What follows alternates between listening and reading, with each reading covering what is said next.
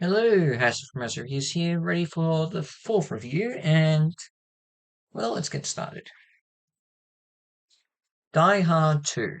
You may remember I reviewed the first Die Hard when I did my first 12 Days of Christmas series in 2019, and now I'm finally touching the second one, which is the last one to take place during Christmas. If I'm away, if I'm away. Now, before we go on, I'm sure if you among all the stories to of all the news, I should say, to come out with the you know out of film and television and all that, and actors going on strike and everything.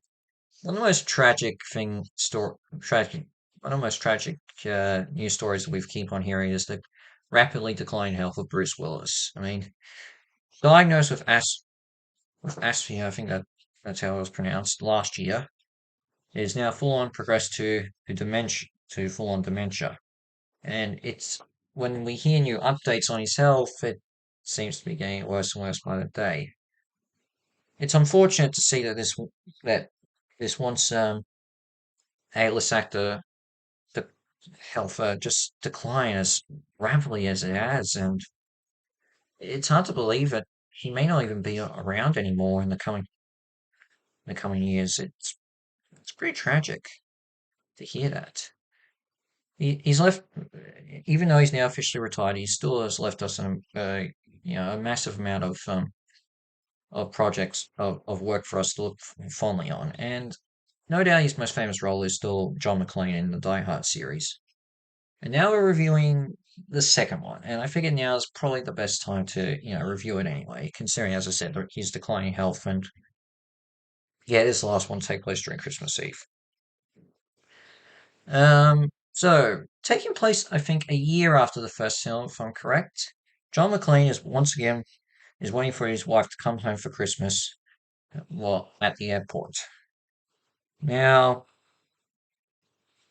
but once again, things obviously go awry when a group of terrorists hijack the airport terminal in order to successfully, um, you know, collect, or should I say, successfully free an international drug law that's being transported to the same airport.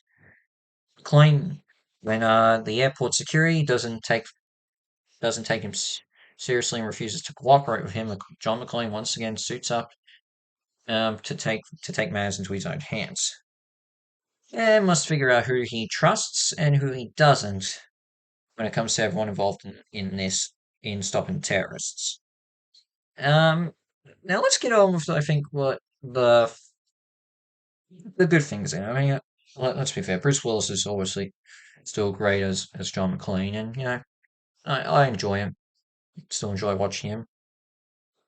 I do enjoy a lot of the action, and I do like that the stakes are raised a lot higher.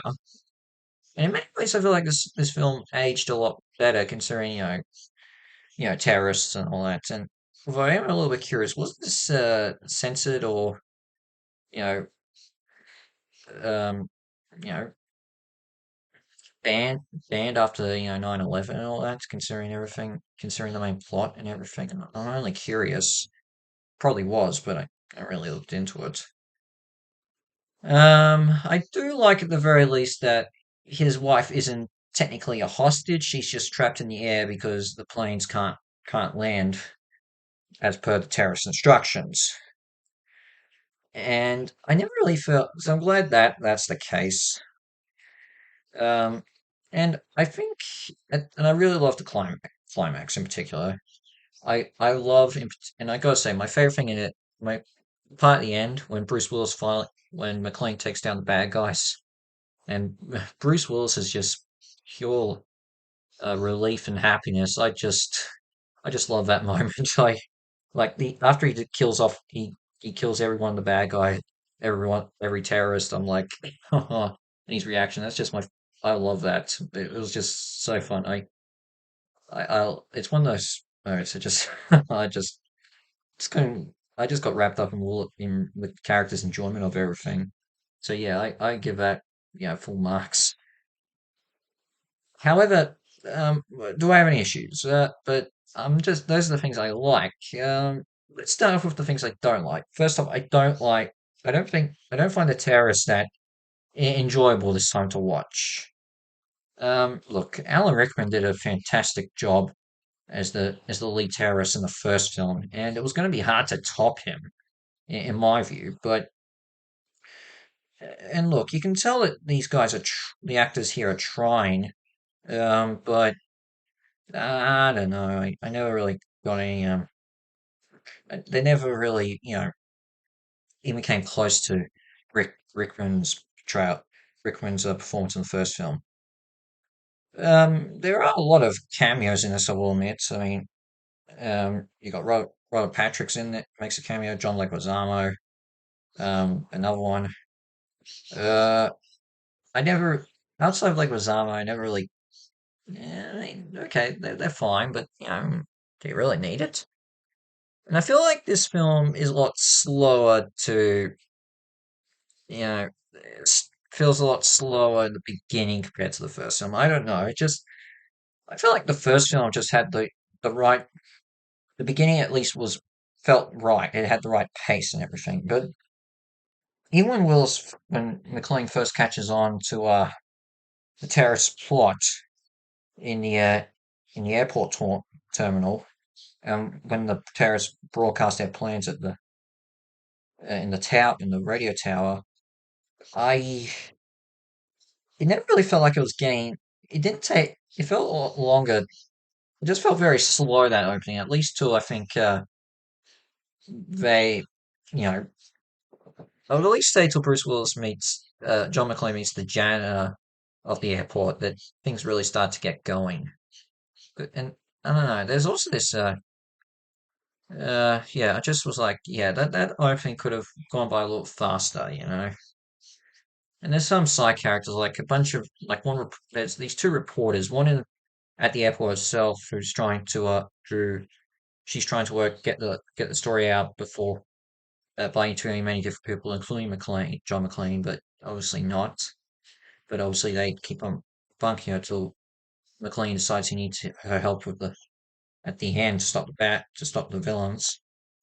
But and then there's this reporter that's on the same flight as uh John McClane's wife Holly, who apparently has a restraining order, who she has a restraining order from him, which okay, but yeah, he causes panic, but and interrupts Will McLean a little, but I don't know. I didn't really feel like he needed to be there. I mean, just felt like they want to give Holly a bit more to do, but I don't know. It wasn't really needed. In my view, I understand why he's there, but I didn't feel like he was, deserved to be there. Is what I'm trying to say.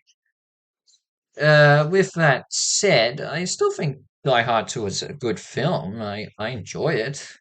There's some elements I even enjoyed better than the first film.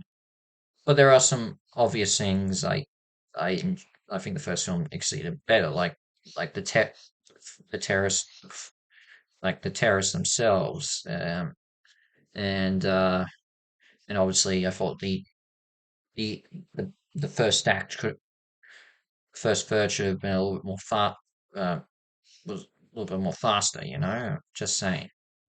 But with that said, I still like it. I'm going to give it a 7.5 out of 10 hand stars. I like the first film more, but Die Hard 2 is still a fine film. Well worth a watch if you need a bit of action and suspense and yeah, at Christmas. Just saying. Though I would say watch the first film first. Just saying. Yeah, I would say watch both films at Christmas time just to compare the two and see which one you like more. You're probably going. I mean, honestly, I think. Oh, okay, maybe everyone's going to say the first one's better, but yeah, just give it a chance. Just watch them both for Christmas. Good to compare, and see things that are better in one film than the other. So, what's next in terms of Christmas reviews? Well, in terms of reviews for this channel, next up I think will be Wonka. That's going to be next. Um, but because I'm going to uh, see that really soon. It comes out tomorrow, actually. Um, but in terms of Christmas reviews, these next two, have a theme. They're prehistoric themed.